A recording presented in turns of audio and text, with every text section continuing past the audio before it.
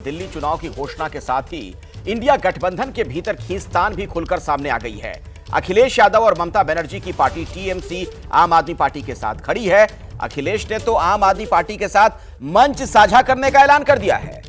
दिल्ली प्रदेश कांग्रेस अध्यक्ष देवेंद्र यादव का कहना है कि बीजेपी से असली मुकाबला कांग्रेस ही कर रही है। तो इंडिया जो गठबंधन बना था उसके तमाम सहयोगी दल कैसे बिखरते हुए दिख रहे हैं दिल्ली चुनाव में, उसका आप अंदाजा लगा सकते हैं।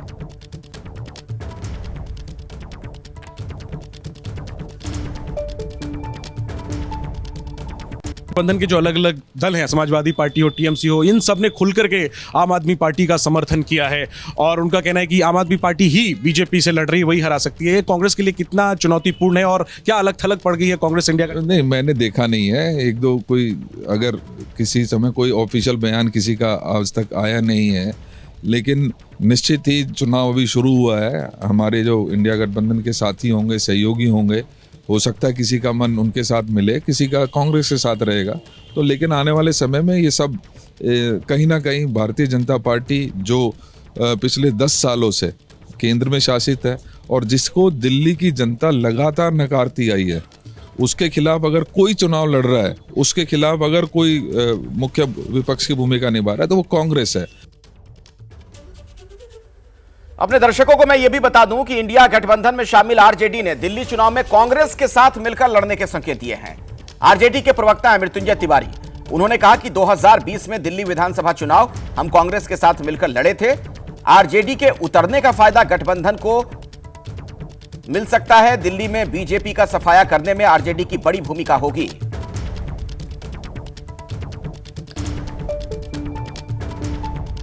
दिल्ली में 5 फरवरी को चुनाव का ऐलान हो गया चुनाव आयोग के द्वारा।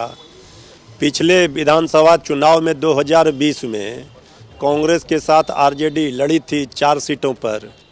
तो पूर्वांचल के वोटरों की संख्या तो वहाँ अधिक है ही और वहाँ का पूर्वांचल का वोटर ही प्रभावित करते हैं। सरकार बनने बिगाड़ने में अहम भूमिका होती है और हमारे नेता आदरणीय लालू प्रसाद जी, श्री तेजस्वी यादव जी की जो स्वीकार्यता है, लोकप्रियता है, उसका लाभ बीजेपी के खिलाफ जो वहाँ सरकार बनेगी उसको मिलेगा।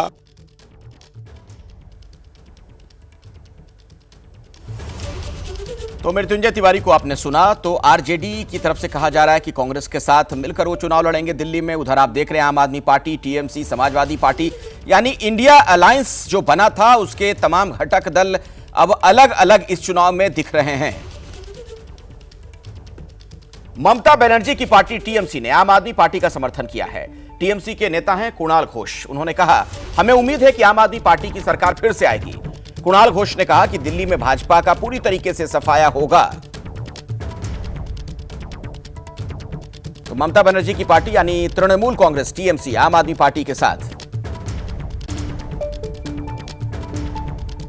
हम लोग ये उम्मीद करेंगे कि वहां पर आम आदमी पार्टी का सरकार फिर से आए और भाजपा पूरी तरह उसको डिफीटेड होना चाहिए और दिल्ली का जनता भाजपा को पूरा पराजित करेंगे। आइए इस खबर पर विस्तार से जानकारी लेते हैं। मेरे सहयोगी बलराम पांडे हमारे साथ मौजूद हैं दिल्ली से। बलराम, एक इस चुनाव में बड़ी तस्वीर यह भी नजर आ रही है कि अलग अलग हो गए हैं इंडिया गठबंधन के दल। जो इंडिया गठबंधन की एक छतरी बनी थी जिसके नीचे तमाम ये दल आए थे, इस चुनाव में हम देख रहे हैं कि उन्होंने तो अलग अलग खेमा बना लिया।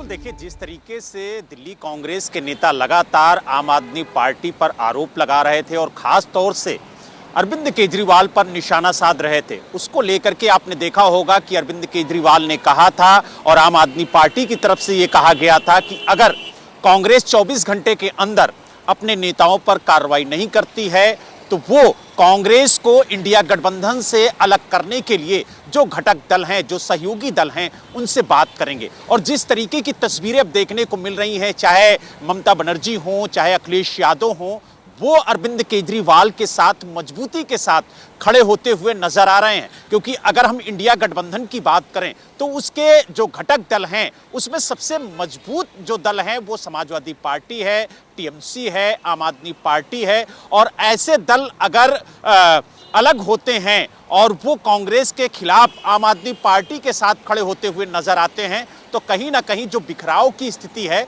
वो साफ दिखती हुई नजर आ रही है। और दिल्ली चुनाव को लेकर के आप देखिए, चाहे उद्धव शिवसेना गुट हो, उसने भी साफ तौर से कहा कि ये कांग्रेस को समझना चाहिए कि उनका शत्रु कौन है, आम आदमी पार्टी या फिर बीजेपी। तो कहीं ना कहीं जो घटक दल हैं उनका संदेश साफ है कि कांग्रेस अगर दिल्ली के अंदर चुनाव लड़ रही है तो उसका फायदा बीजेपी को होगा। और यही वजह है जो बड़े घटक दल हैं वो ये चाह रहे हैं कि कांग्रेस और आम आदमी पार्टी मिलकर दिल्ली के अंदर चुनाव लड़े।